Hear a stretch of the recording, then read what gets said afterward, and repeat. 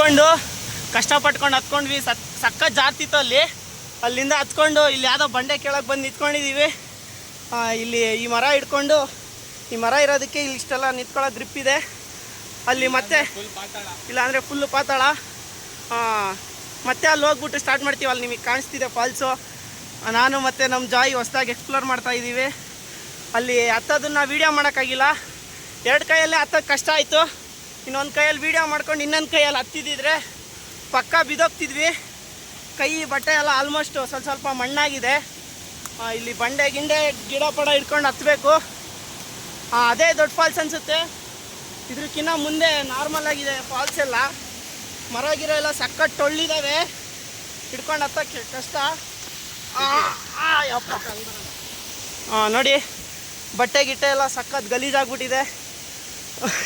ಇವನ್ ಕೈ ಮೇಲೆ ಯಾವುದೋ ಹುಳ ಬೇರೆ ಸತ್ತೋಗ್ಬಿಟ್ಟಿದೆ. ನೋಡಿ ಅಲ್ಲೆಲ್ಲ ಜಾಗ ತುಂಬ ಚೆನ್ನಾಗಿದೆ. ಮತ್ತೆ ವಿಡಿಯೋ ಸ್ಟಾರ್ಟ್ ಮಾಡ್ತೀನಿ.